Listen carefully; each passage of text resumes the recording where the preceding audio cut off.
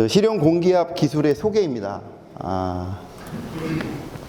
저희가 이제 유체를 다루는 유체력 시스템에는 크게 이 압축성 유체인 공기압 시스템, 그리고 비압축성 유체인 유압 시스템을 이렇게 사용하시죠. 그래서 우리 전자산업, 일반적인 전자산업 EP 산업에서는 일반적으로 유압 시스템은 많이는 사용을 안 하세요. 유압은 아무래도 오염에 대한 부분에 좀 리스크가 크고, 사용하시는데 또 그 기름, 오일을 또 관리를 하셔야 되기 때문에 사실 EP 산업, 전자산업 쪽에는 큰 필요가 없으신 이상은 요 공기압 시스템으로 다 쓰십니다. 그리고 사용하시는 공기의 질 관리가 되고 하셔야 되는 부분에는 N2, 순수 N2만 가지고 사용하시는 시스템도 많이 있으십니다. 압축 공기의 특성입니다. 그 압축 공기는 가장 큰 장점이 유용성이죠. 만들어 쓰기가 쉽다. 공장이나 플랜트에서 압축 공기를 만들어서 탱크에 저장성도 있겠죠. 저장을 해놓게 되면 그걸 빼서 쓰는 게 아주 유용하게 사용하실 수가 있거든요. 그리고 저희 실린더 같은 경우에는 일반적으로 엔드단, 끝단과 끝단의 위치를 단순하게 제어하기 때문에 설계와 제어에 단순성이 있다.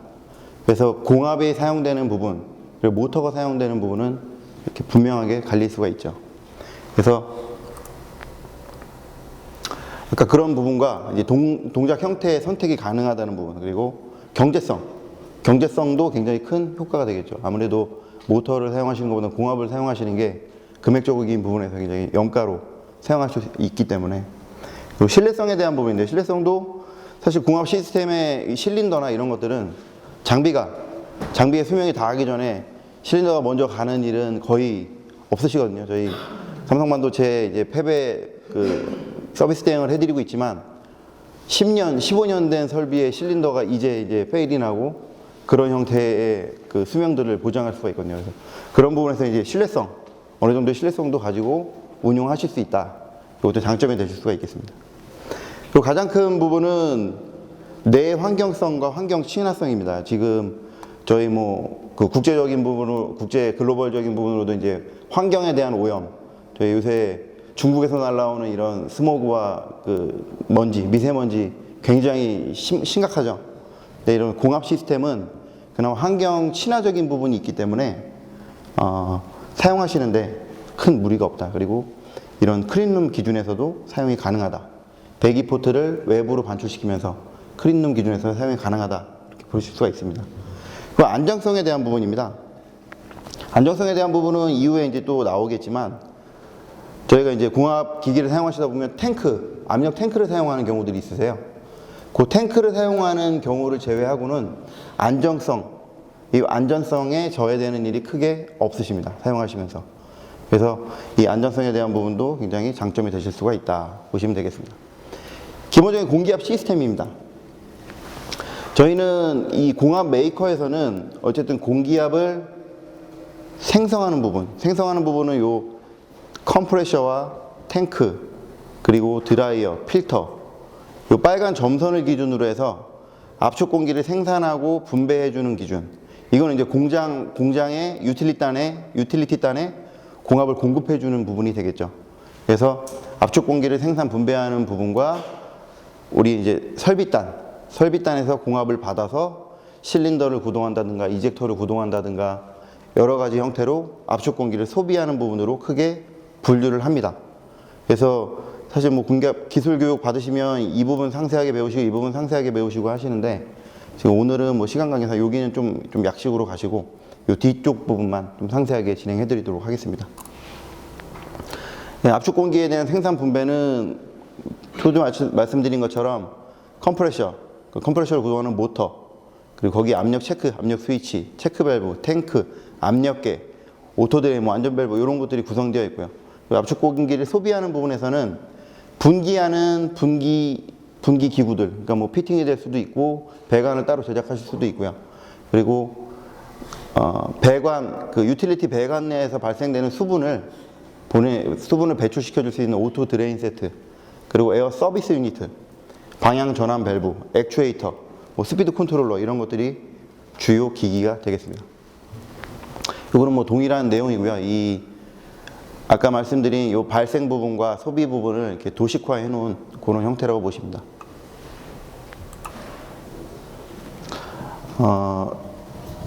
이 영상 한번 보시고서 말씀을 드리겠습니다.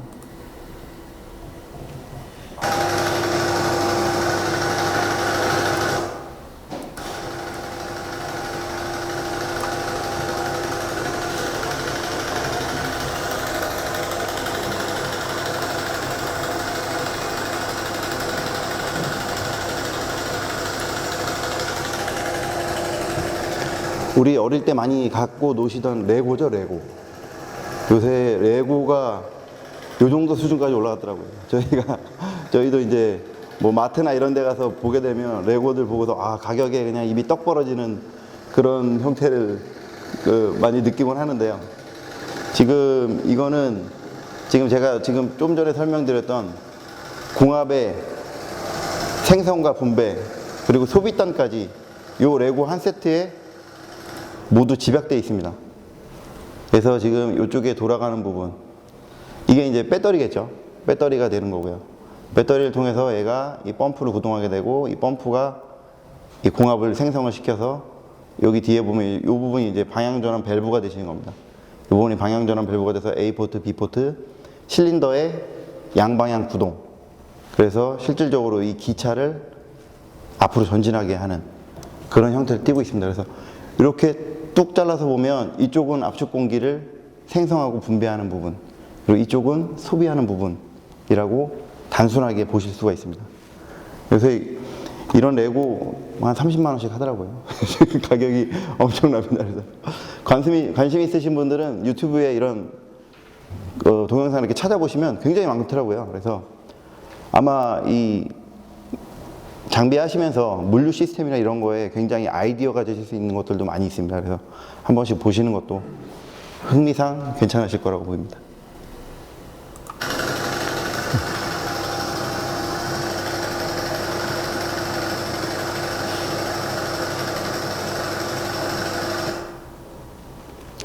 에너지 효율 측면에서는 굉장히 비효율적이죠.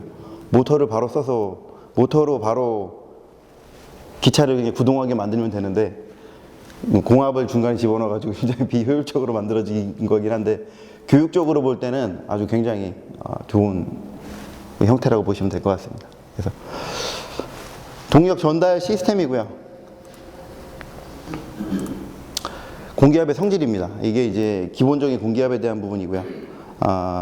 제가 질문 하나 하겠습니다. 지금 현재 저희가 요 대기 중에 살고 있는데요. 이 대기의 압력이 얼마인지 혹시 알고 계신 분? 자신 있게 손 들고 한번 얘기해 주시죠. 수줍으시면 손 안 들고 그냥 말만 하셔도 됩니다. 지금 우리가 살고 있는 대기의 압력이 얼마인지 혹시 모르시나요?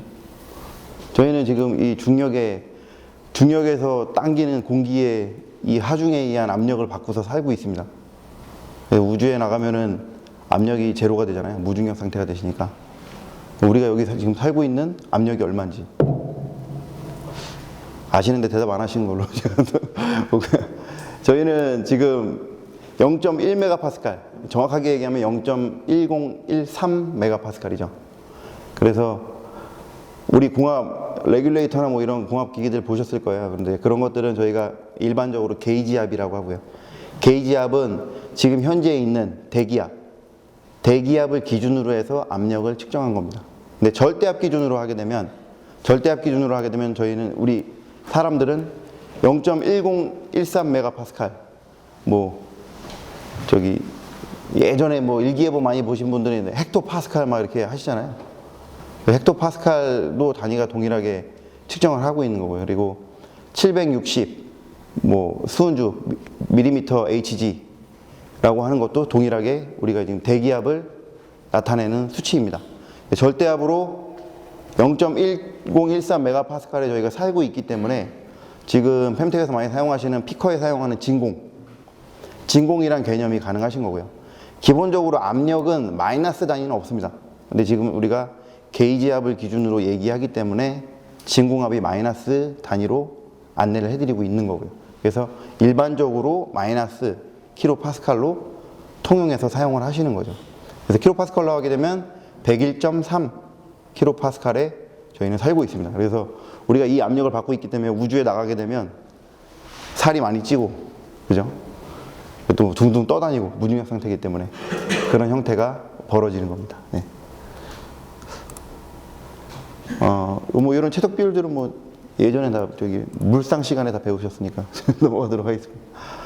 대기압, 좀 전에 말씀드린 우리는 요 760mm Hg 수은주라고 하잖아요. 우리 수은주 예전에 뭐 실험 해보신 분들도 계시고 안 계실 텐데 760mm Hg에 이렇게 살고 있습니다. 요 개념이 있으셔야 이제 우리가 진공의 개념을 정확하게 이해하고 계신 거고요. 진공은 사실 진공 단위로 따지게 되면 토르라든가 그냥 절대압 파스칼로 저희가 얘기를 하면 돼서 고진공 영역대를 다루시는 그 업체에서는 뭐 1토르, 2토르, 10토르 뭐 이런 식으로 양수의 개념으로 안내를 해드리거든요. 그래서 그런 부분은 그 뒤에서 같이 한번 설명해 드리도록 하겠습니다. 가장 많이 사용하시는 건데 사실 저희 메이커뿐만이 아니고 그 공합기기, 유압기기를 다루는 메이커는 다 동일하실 거예요. 보면 카탈로그에 기재되어 있다가 ANR 상태 기준, 뭐 스펙을 쫙 써놓고 ANR 상태 기준이라고 이렇게 써져 있습니다. ANR 상태는 온도 20도, 그 절대압 기준으로 0.1013 메가파스칼, 상대습도 65% 환경에서 테스트를 한 겁니다. 그래서 그 환경에서 테스트를 해서 그 스펙 시트를 만들어 놓은 거고요. 사실 이 온도에 대한 부분과 습도에 대한 부분, 뭐 압력이 크게 틀려질 가능성은 거의 없으니까 온도라든가 습도에 대한 부분이 좀 달라졌을 때는 굉장히 좀 다른 그 수치를 나타낼 수가 있습니다. 그래서 참고하실 때 요 ANR이라는 부분이 이렇게 기재되어 있으면 그런 부분들 참고하시면 될 것 같습니다. 공합기술에서 가장 많이 사용되는 단위들입니다. 그래서 저희 뭐 SI 단위를 기본적으로 사용하시니까 킬로그램, 미터, 세크, 켈빈, 도시 이 정도 수준이라고 보시면 되고요. 이런 단위들도 뭐 보시면 될 것 같습니다. 이런 것들은 뭐 그래서 이제 압력의 정의인데요. 저희가 이제 공압을 사용하고 있잖아요. 공기압을 사용하고 있고 뭐 유압을 사용하실 때도 마찬가지고요. 뭐 압력을 사용하고 있기 때문에 압력의 정의를 정확하게 알고 가셔야 되는 부분이고요. 그래서 1제곱미터에 작용하는 힘 뉴턴.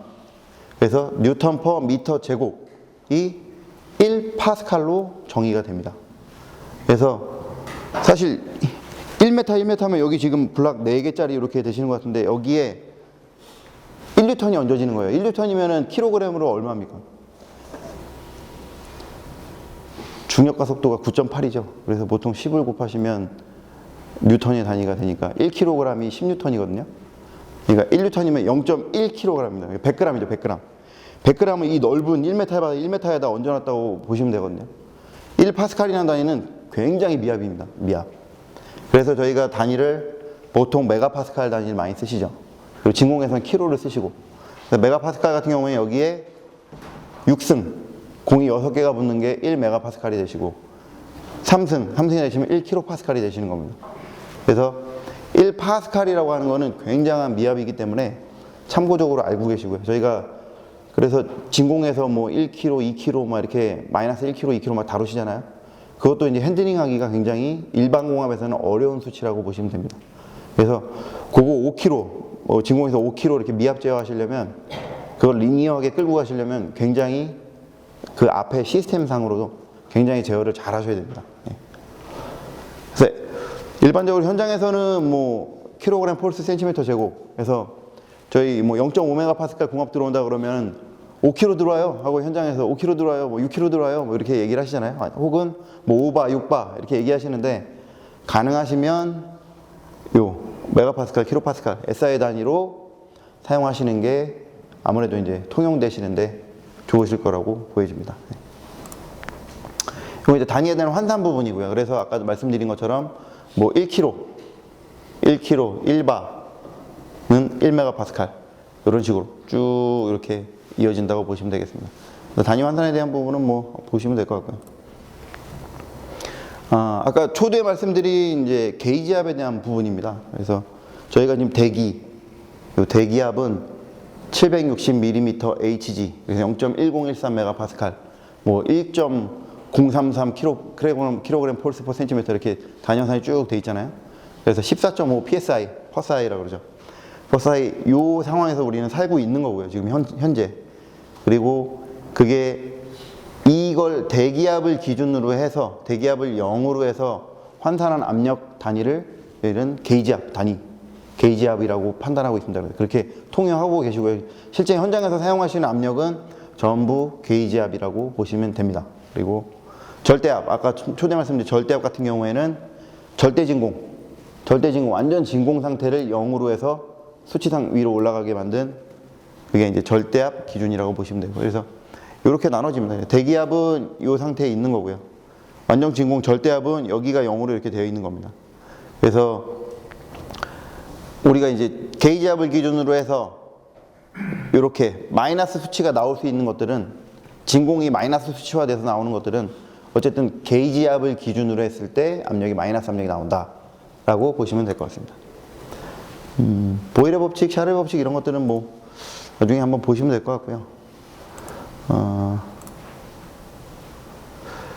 유효 단면적이라는 게 있는데요. 이게 이제 뭐 지금 신입사원분들은 잘 이제 안 와닿으실 수도 있는 내용이세요. 유효 단면적이 굉장히 공학적인 부분으로 봤을 때는 굉장히 좀 어려운 부분이기 때문에, 실제 일반적으로 저희가 사용하는 요 공기압 실린더 구동 시스템입니다. 그래서 컴프레셔에서 에어를 여기까지 가져와서 솔레노이드 밸브를 통하고 A포트, B포트 배관을 통해서 실린더를 전후진하는 그런 형태를 띠고 있습니다. 그래서 유효 단면적이라고 하는 건 그 실제 여기가 이제 공기가 여기 에어 컴프레셔부터 쭉 해서 실린더에 인가가 되잖아요.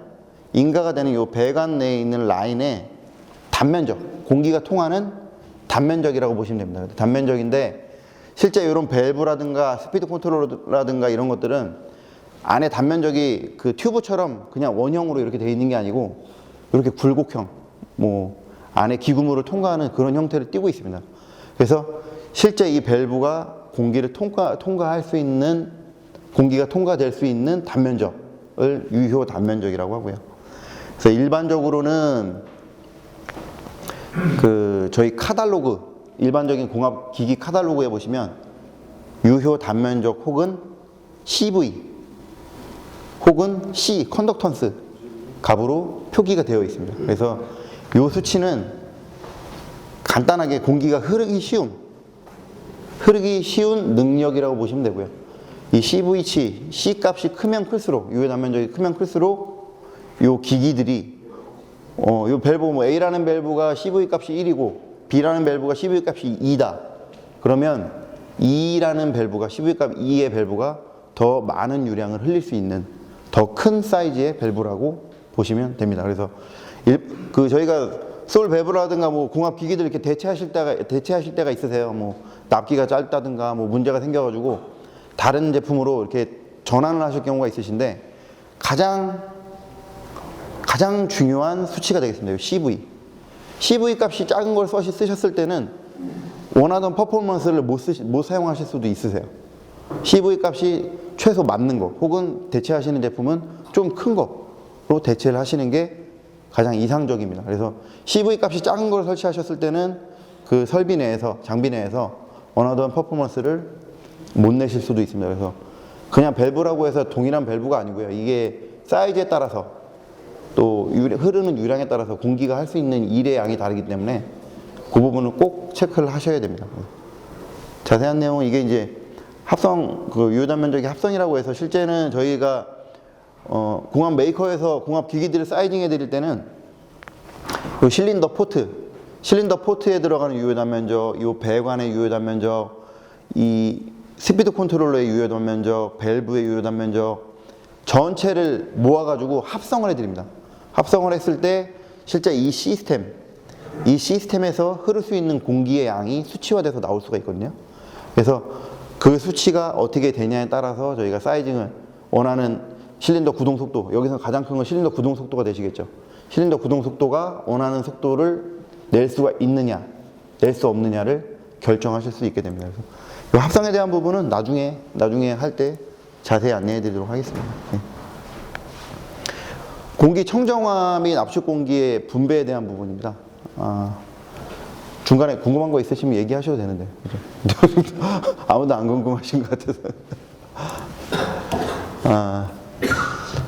저희가 이제 압축 공기를 사용하고 있는데요. 압축 공기는 어쨌든 그 공기 내에 이물질을 내포하고 있습니다. 저희가 유틸리티 단에서 받아오는 공기는 뭐 그쪽에 이제 메인라인 필터라든가 뭐 이런 그런 것들이 구성되어 있지만 실질적으로는 이제 완전히 클린한 공기라고 보기엔 좀 어렵고요. 그래서 오염 물질에는 크게 이제 대기 중의 먼지, 유난히 성분, 수분 같은 것들이 있겠습니다. 대기 중 먼지, 압축 시 컴프레셔를 펌핑해서 압축할 때 먼지들이 같이 혼입되는 거고요. 유난히 성분은 이제 컴프레셔 오일이라든가 미스트가 이제 타르 상태로 혼입되는 그런 형태가 되겠습니다. 수분은 대기 중 지금 우리가 살고 있는 습도, 이 대기 중에 습도가 존재하기 때문에 그 공기를 압축해서 만들게 되면 응축수가 만들어지는 거죠. 그래서 저희가 뭐 수치화된, 뭐 참고적으로 수치화되어 있는 내용인데요. 보통 보면 우리가 이제 크린 가스 필터라고 해서 사용하는 것들 보면 0.01 미크론 정도까지의 필터를 사용합니다. 0.01 미크론 쭉 보시면 바이러스, 하지만 증기 상태 오일은 못 걸러주죠. 실질적으로 저희가 아무리 크린, 일반적으로 이후에 나오겠지만 일반적인 저희 필터는 5미크론입니다. 5미크론이고 거기에 미스트는 0.3 미크론, 그리고 마이크로 미스트라고 해서 한 번 더 내려가 0.01 미크론을 잡을 수가 있거든요. 근데 0.01 미크론이 되시더라도 증기 상태의 오일은 그냥 날라 들어간다고 보시면 됩니다. 그래서 이런 식으로 뭐 입자들은 참고하시면 될 것 같고요. 재밌는 게 여기 담배 연기가 있었던 것 같은데 담배 연기가 없어졌나 보네요. 죄송합니다. 아무튼 이거는 수치는 뭐 참고하시기 바랍니다. 컴프레셔입니다. 컴프레셔는 크게 이제 왕복식, 로터리식 뭐 이렇게 있는데요. 이제 일반적으로 이런 피스톤 형태를 구동하는 이런 컴프레셔들은 왕복동식이죠. 그래서 작은 규모의 컴프레셔 보면 보통 다 일반적으로 이런 왕복동식 컴프레셔가 이렇게 달려 있습니다. 그래서 여기 이제 핀이 달려 있어서 뭐 열을 발산한다든가 그런 형태를 띠고 있고요. 요거는 이제 압축 공기에서 문제가 될 수 있는 이제 오염원에 대한 얘기인데요.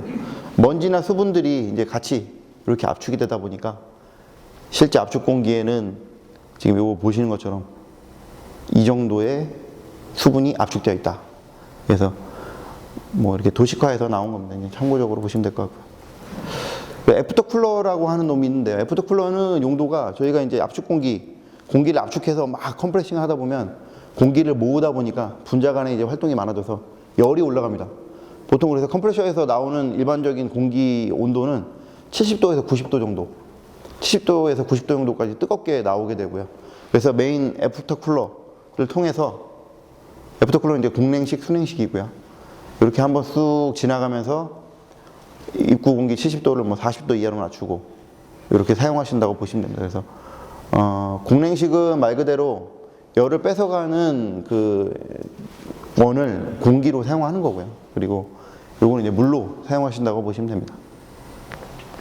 에어탱크에 대한 부분이고요. 에어탱크는 아까 초도에도 안정성에서 말씀드렸지만 요 법적 규제 대상입니다. 그래서 탱크를 이제 설비해서 장비해서 필요에 의해서 탱크를 사용하실 때는 국내 같은 경우에는 국내 안전 인증 코샤, 그 산업안전인증공단이죠. 거기에 인증을 받은 제품을 쓰셔야 되고, 중국은 중국의 안전인증, 해외 마찬가지로 해외는 그 해외에 해당하는 안전인증 규격이 있거든요.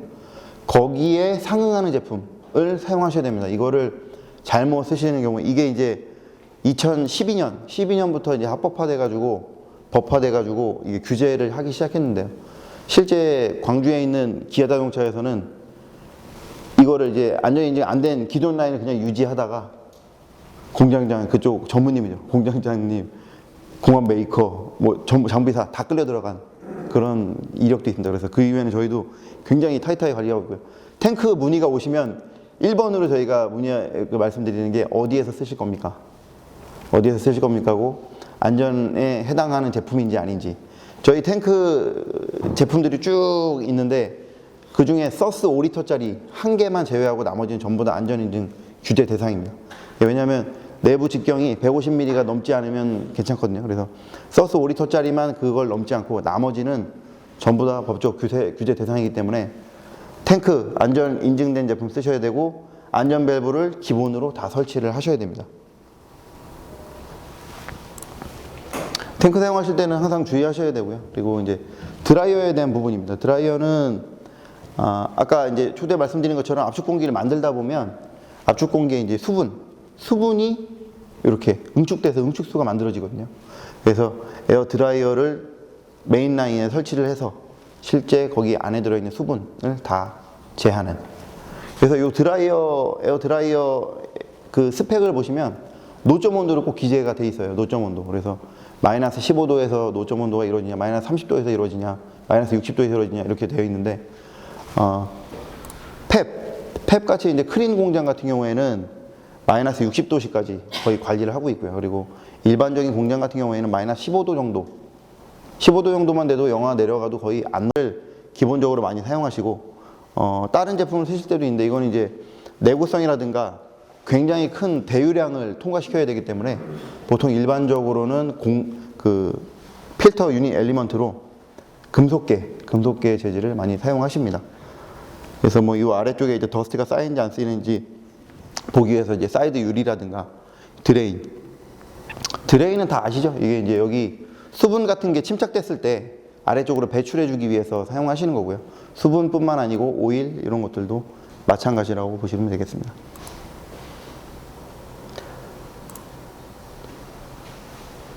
압축 공기의 준비에 대한 부분이고요. 이제 FRL 유닛에 대해서 진행을 하겠습니다. 그 뒤 질문도 해주시고 그러면 안 졸리실 텐데 졸리시고 그래서 제가 말을 너무 막 빠르게 하고 이제 모노하게 하다 보니까 죄송합니다. 이게 강사의 역량인데요. 그래도 그 시간 내셔서 들어오셨는데 그래도 하나라도 좀 알아가시면 더 좋으실 것 같습니다. 요게 이제 저희가 현장에서 장비에서 가장 많이 보시는 필터입니다. 필터. 그래서 처음에 아까 말씀드린 것처럼 퓨전 필터 같은 경우에는 여가도 5미크론이고 마이크로 필터 같은 경우에 0.3미크론, 서브 마이크로, 뭐 미스트, 뭐 요거는 용어가 여러 가지가 있습니다. 그래서 하여튼 이제 단계별로 1단계, 2단계, 3단계 정도로 보시면 되고요. 그래서 요 끝 단계는 0.01미크론까지. 그리고 일반 공합에서 사용하는 제품들은 보통 99.99%까지만 그 포집 효율을 관리하고 있습니다. 그래서 가스용으로 사용하시는 뭐 10의 6승, 10의 마이너스 6승, 뭐 10의 마이너스 9승, 나노스펙 막 이런 것들은 일반 공합기기에서는 사용하시기는 어렵고요. 그거는 이제 전용 제품을 사용하셔야 됩니다. 그래서 보통 요새는 이제 클린룸에 대한 스펙이 좀 모기업에서 좀 강화가 돼가지고 환경안전이 계속 스펙이 올라가거든요. 그러다 보니까 예전에는 그냥 요 퓨전 필터 5미크론만 달고 들어가도 되던 그 팹에서 공장에서 요새는 0.1미크론 이하를 관리해라라고 이제 아예 스펙으로 찍어서 내려오는 경우들이 많이 있으세요. 그래서 대표적으로 이제 SDC 그 삼성 디스플레이 같은 경우에는 요새 최근에 거의 모듈 공정까지 전부 다 0.1미크론 이하로 관리를 하라고 지시를 하고 있어서 실제 이젝터 끝단이라든가 메인라인 필터에 0.01미크론짜리 필터를 많이 적용하고 있습니다. 그래서 환경안전 사양 스펙이 어디에 걸쳐 있는지 예전에 뭐 루틴하게 사용하시는 것도 좋지만 그게 이제 변경될 수가 있거든요. 그런 것들은 한 번씩 검토를 해보실 필요가 있습니다. 나중에 공장 들어가서 이거 유틸리티에 하나 더 끼우시려고 하면 뭐 자리가 안 나오고 막 이런 큰 문제들이 있기 때문에 초기에 스펙 잡으실 때 정확하게 잡아서 들어가시는 게 좋을 것으로 판단됩니다. 필터의 구조입니다. 필터의 구조는 가장 핵심이 이 디플렉터와 버플이라는 제품입니다. 아까 메인라인 필터에 보여드렸지만 디플렉터가 없죠. 얘는 그냥 들어와서 통과돼서 나가는 그냥 단순한 형태를 띠고 있는 놈이고요. 우리가 서비스 유닛에 사용하는 필터들은 작은 사이즈 안에서 굉장히 효율성을 높여야 됩니다. 그래서 그러다 보니까 이 디플렉터라는 게 이제 이 디플렉터의 역할은 공기가 인단으로 이렇게 들어오게 되면 이 디플렉터에 맞으면서 공기가 회전하게 됩니다. 어떻게 보면 이제 팬이라고 보시면 되죠. 팬같이 이렇게 깃이 돼 있다고 보시면 되죠. 그래서 압축 공기가 들어오면 필터 내에서 공기가 이렇게 회전하면서 이렇게 들어가는 거죠. 그렇게 이제 회전하게 되면 외벽에 이물질이라든가 수분, 유분들이 원심력에 의해서 달라붙게 되고 그게 이제 외벽을 타고 바깥으로 이렇게 내려오게 되는 그런 형태를 띠고 있습니다. 이렇게 바닥으로 이제 이물질이 타고 내려오게 되고요. 공기는 내려와서 다시 이 안쪽으로 이렇게 들어가 이제 필터 이제 유닛을 타고 들어가야 되잖아요. 필터 유닛을 요 엘리먼트를 통과해서 들어가게 되는데 이 버플이라는 구조가 요 아래에 이렇게 딱 존재를 하고 있어서 아래쪽에 내려왔던 이물질들이 다시 위쪽으로 많이 올라오지 못하도록 이렇게 가리고 있는 형태를 띠고 있습니다. 그래서 작은 공간 안에서 필터의 효율성을 높이기 위해서 보통 이렇게 서비스 유니트에 장착되어 있는 필터들은 이런 형태를 띠고 있습니다. 그래서 디플렉터와 버플 구조를 가지고 있다라고 참고적으로 알고 계시면 되고요. 드레인은 다 아시다시피 이제 일반 드레인이 있고 오토 드레인이 있죠. 오토 드레인은 우리 화장실에 이렇게 이렇게 누를 때 보면 수도꼭지 열리고 닫히고 하는 구조가 이렇게 똑같은 구조인데요. 플로트식이어서 요 플로트가 뜨냐 내려오냐, 요 안에 이제 유체가 차서 뜨냐 내려오냐로 이 온오프를 제어하는 그런 형태로 되어 있습니다. 그래서 오토 드레인을 하시게 되면은 반드시 이쪽에 이제 포트에다가 외부 배출 배관을 해 놓으셔야 되고요. 오토 드레인 선택해 놓으셨는데 요거 안 해 놓으시면 장비 내에서 그냥 막 다 떨어져 버립니다. 보통 EP 지금 뭐 편택에서 많이 하시는 EP 이 전자 업종에서 사용하시는 그 압축 공기는 일반적으로 공기질이 굉장히 좋기 때문에 사실은 이렇게 오토 드레인 뭐 설치하고 하실 일은 크게 없으세요. 그리고 스펙화 돼 있지도 않으시고. 근데 중국 나가는 장비는 좀 다르실 겁니다. 중국 나가는 장비는 오토 드레인을 기본 스펙으로 하시는 장비도 많이 있으세요. 그래서 중국 나가는 장비나 베트남 나가는 장비 같은 경우에는 스펙이 어떻게 되어 있는지 한번 확인해 보실 필요는 있습니다. 마이크로 필터 구조에서 뭐 필터가 뭐 2중 구조, 3중 구조로 되어 있는 그런 형태라고 보시면 되고요. 필터의 선정 순서입니다. 이거는 뭐 짧게 말씀드릴게요. 이게 저희가 필터, 레귤레이터 이런 것들은 메인 유니트를 선정하는 가장 큰 파라미터는 소요 공기량, 유량이거든요. 유량. 뭐 저희가 일반적으로 사용하시는 뭐 AR10, AR20 뭐 이렇게 레귤레이터들이 있는데 그 사이즈에 따라서 통과시키는 유량이 다르십니다. 그래서 실제 장비 내에서 우리가 소요 공기량을 뽑아 보니 몇 리터 정도가 소요되겠다. 그걸 이제 먼저 사이징을 하고 메인 유니트를 결정하시게 되는 겁니다. 예. 그래서 필터도 마찬가지고요. 실제적으로 뭐 이렇게 여기는 간단하게 나와 있지만 요 레귤레이터에서는 좀 자세하게 나와 있거든요. 그래서 안내를 좀 해드리도록 하겠습니다. 레벨 시스템 이런 것들은 뭐 그냥 보시면 될 것 같고요. 필터는 요 정도로 하고 저희가 이제 공합 제어 시스템을 꾸림에 있어서 가장 큰 3대 제어가 있습니다. 3대 제어. 그래서 압력 제어, 유량 제어, 방향 제어고요. 그래서 압력 제어 같은 경우에는 요 많이 보셨죠? 레귤레이터. 압력 레귤레이터로 이렇게 조절을 하시는 게 압력 제어가 되겠습니다. 그리고 유량 제어는 스피드 컨트롤러로 제어하시는 게 유량 제어가 되시겠습니다. 방향 제어는 솔밸브로 하시는 게 방향 제어가 되시고요. 그래서 압력 제어를 하시게 되면 압력에 따른 힘, 실제 실린더가 구동할 수 있는 힘이라든가 아니면 어쨌든 압력에 관계된 부분이 나오기 때문에 힘을 제어하게 되고요. 그리고 유량 제어를 하시게 되면 이 니들에 있는 유효 단면적을 어떻게 보면 제어를 하시는 거죠. 유효 단면적을 제어하시는 거기 때문에 실제 공기가 나가는 속도, 실린더가 구동되는 속도 등을 제어하실 수가 있습니다. 그리고 방향 제어는 포트, 공기가 나가는 길을 변경해주는 그런 형태이기 때문에 운동과 동작을 제어하신다고 보시면 됩니다. 레귤레이터입니다. 레귤레이터는 일반적으로 감압 밸브라고 부르는데요. 감압 밸브라고 부르는 이유가 뭘까요? 감압. 우리가 일반적으로 레귤레이터라고 하지만 뭐 한국말로 바꾸면 감압 밸브거든요. 네. 아주 크게 얘기해 주시면 좋겠습니다. 스타가 되실 수 있습니다. 강제적으로 제어하시는 예? 강제적으로 제어하기. 강제적으로요. 아, 여기 비슷한데요. 조금 더 추가하실 분 계십니다. 감압이라고 하면 압력을 줄인다는 얘기죠. 압력을 줄인다는 얘기. 레귤레이터로 압력을 저희가 제어하지만 1차 측, 입구단에서 들어오는 공기를 올릴 수는 없습니다. 그죠? 그렇게 하려면 이제 부스터를 따로 쓰셔야 되고, 레귤레이터는 단순히 압력을 깎는, 감압하는 역할로만 사용하시는 거예요. 그래서 입구단에 보통 1차 측에 들어오는 그 유틸리티에서 보내주는 게 보통 0.6에서 0.7MPa를 맥동 있게 조금 보내주거든요. 그러시게 되면 레귤레이터 2차 단에서는 실제 설비에서 사용하시는 뭐 0.5MPa, 0.4MPa를 깎아서 감압해서 사용하시기 때문에 감압 밸브라고 한국말로 했을 때 이렇게 바뀌게 되고요. 일반적으로 레귤레이터는 뭐 감압 밸브라고 보시면 됩니다. 그래서 기본 사양은 이제 직동식하고 파이로트식 이렇게 크게 나눠지고요.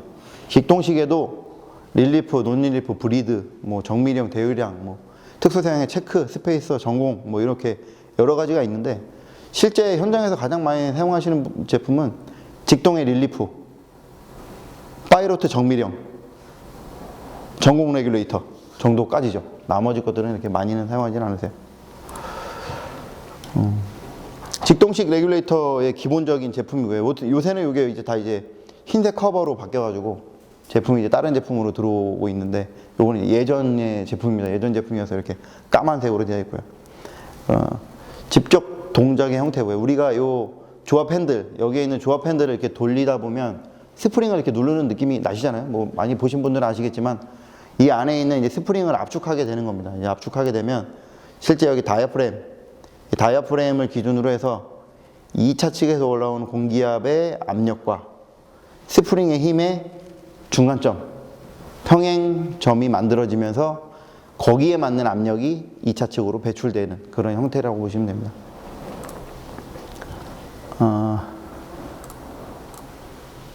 요게 이제 기본 핵심적인 부분이고요. 아까 전에 제가 압력의 개념을 말씀드렸죠. 압력이 아까 제가 뭐라고 했죠? 알고 계신 분? 기억나시는 분 계십니까? 압력하고 힘하고는 다릅니다. 압력하고 그냥 힘하고는 다르죠. 힘은 단위가 그냥 뉴턴이고요. 뉴턴. 그리고 압력은 단위 면적당 뉴턴이죠. 그래서 저희가 실린더, 이후에 나오겠지만 실린더를 기본적으로 사양 결정을 할 때 실린더의 파이수에 따라서 힘이 달라집니다. 왜냐하면 실린더의 피스톤의 수압 면적, 공기 압력으로 밀어주는 그 면적 자체가 달라지기 때문에 실제 출력, 뉴턴의 힘이 달라지는 거죠. 얘도 마찬가지입니다. 이게 이제 다이아프램을 도식화해 놓은 그림인데요. 여기 보시면 지금 이 보라색 부분, 연보라색 부분이 이렇게 요 2차 측, 보통 여기가 입구 측이고 여기가 출구 측인데 2차 측에서 이렇게 올라와서 이 압력실, 우리 이제 압력실이라고 하거든요. 다이아프램의 하부에 얘가 이제 압력을 쭉 가해주고 있습니다. 그러면 다이아프램의 면적이 있기 때문에 실제 2차 측의 압을 받아서 얘가 이렇게 밀어주고 있는 거죠. 어떻게 보면 실린더를 밀듯이 밀어주는 힘과 우리가 스프링으로 조합하는 힘의 평형력이 됐을 때 그 압력을 2차 측으로 배출해 주는 겁니다. 그래서 여기서 이제 조절하는 스프링으로 얘를 누르는 힘하고 2차 측 우리가 세팅하고자 하는 압력의 세팅량이 동일하게, 그래서 스프링을 많이 누르면 많이 누를수록 더 세게 눌러서 더 센 압력이 배출되게 되고요. 더 열면 열수록 약한 힘이 가해져서 약한 압력이 배출되게 되는 겁니다. 그래서 레귤레이터의 기본 원리는 이 다이아프램을 기준으로 해서 평행력을 이용해서 우리가 압력 제어를 하고 있다라고 보시면 됩니다. 그리고 이제 릴리프하고 비릴리프의 기능이 있는데요. 여기 보시면 이 가운데 포트가 살짝 열려 있는 애가 있고, 얘는 이제 닫혀 있습니다. 닫혀 있는 애가 있습니다. 그래서 이 릴리프는 우리가 이렇게 쭉 레귤레이터를 이렇게 통과시켜서 압력을 제어해서 계속 쓰시다 보면 2차 측에서 뭔가 일을 쭉 하다가 갑자기 차단을 탁 했어요, 밸브로. 그러면 이제 그 서잡이 쭉 몰리면서 2차 측에 순간적으로 압력이 상승되는 그런 현상들이 일어나게 됩니다. 압력이 상승됐을 때 릴리프가 있는 기기는, 릴리프가 있는 레귤레이터는 이 다이어프램을 살짝 들어 올려서 이 릴리프 포트로 배기를 해줍니다. 배기를 해주기 때문에 2차 측에 배압이 걸렸을 때 얘는 빼줄 수 있는 그런 역할을 해줄 수가 있고요. 대신 비릴리프 타입은 여기에 이제 배압이 걸려도 방출을 해줄 수가 없습니다. 그래서 2차 측이 압력이 우리가 세팅한 압력보다 높아지더라도 사용할 수 없는 그런 형태가 되신다고 보면 되겠습니다. 그래서 일반적으로 이제 N2 같은 거 사용하실 때는 이런 릴리프는 사용은 안 하세요. 근데 일반 CDA, 공기를 사용하실 때는 압력을 계속 맞춰주는 효율성이 좋기 때문에 릴리프를 쓰시는데, N2 같이 바깥으로 배출되면 안 되는 형태에서는 이런 비릴리프 제품을 쓰십니다. 예전에 그 작년인가요? 저 LGD 저기 아바코 그 스파타 장비에서 N2 질식 일어났었죠. N2 질식 그 스파타 보시면은 그 글라스용 CVD나 스파타 같은 거 보시면 챔버가 이렇게 사람이 들어가는 정도의 사이즈잖아요. 아마 라인 들어가 보신 분들은 아시겠지만 챔버 안에 이렇게 사람이 걸어 다니고 막 이렇게 들어가서 작업하고 이러거든요. 근데 거기에 이제 N2가 챔버 안에 차다 보니까 N2 질식이 일어난 그런 사고였거든요. 그 이후에 국내에 있는 모든 팹에서는 N2까지 환경 안전 관리를 하고 있습니다. 그래서 N2가 바깥으로 나오게 되는 제품은 규제 대상이 되고 관리를 해야 되는 그런 아이템이 되고 있어요. 그래서 요 릴리프를 쓰실 건지 비릴리프를 쓰실 건지는 그런 부분에서 검토를 해보셔야 됩니다. 요거는 이제 우리 그 IR이라고 정밀형 레귤레이터인데요. 정밀 레귤레이터는 아까 말씀드렸던 그런 다이어프레임이 위아래로 두 개가 있어서 좀 압력 조절을 좀 정밀하게 할 수 있는 그런 형태라고 보시면 돼요. 그래서 요거는 나중에 자세히 할 때 좀 더 안내를 해드리겠습니다. 요거는 좀 구조가 복잡해가지고요. 안내를 좀 해드리고요. 루브리케이터. 보통 그 일반적으로 저기 뭐 고객분들이 전화 오셔가지고 저희 공합 메이커에 문의하시는 것 중에 또 하나가 여기 실린더 이 밸브에 기름을 넣어줘야 되나요? 라고 문의하시는 경우들이 많이 있습니다. 종종 있는데 그게 이제 보통 저쪽 철강이나 자동차, 조선 이런 쪽에 가시면 거기는 대구경 실린더에 막 대형 밸브 막 이런 걸 쓰시거든요. 근데 거기에 들어가는 기기들은 급유 타입이세요. 급유. 지속적으로 이 공기를 통해서 유분을 넣어줘야 됩니다. 그게 그 역할을 하는 게 요 루브리케이터고요. 이 루브리케이터는 이 안에 노즐을 통해서 비산시킨 그 오일이죠, 오일. 터빈유 이제 오일을 계속 공합 시스템 내에 쭉 넣어주는 그런 형태를 띠고 있습니다. 그래서 이런 데 사용하시는 솔밸브들 그 저기 소음기 보시면 오일에 막 막혀가지고 누렇게 돼 있죠. 그렇게 사용하시죠. 근데 일반적으로 EP에서는 루브리케이터는 안 쓰십니다. 그래서 참고적으로 알고 계시면 될 것 같고요. 이거는 필터 레귤레이터인데요. 아까 말씀드린 것처럼 레귤레이터하고 필터가 이렇게 일체형으로 돼 있다 보시면 되고요. 이거는 공간 효율성이 좋아서 한 번에 사용하신다고 보시면 됩니다. 에어 서비스 유니트. 그래서 이제 일반적으로는 FRL, 필터, 레귤레이터, 루브리케이터 그 3종 기기를 이렇게 묶어서 에어 서비스 유니트라고 하는데요. 일반적으로는 EP 산업에서는 이 루브리케이터는 안 쓰시고 필터, 레귤레이터 조합을 서비스 유니트로 사용하십니다. 그리고 여기에 VHS 그 핸드밸브 있으시잖아요. 그거를 같이 엮어서 3종으로 사용을 많이 하십니다.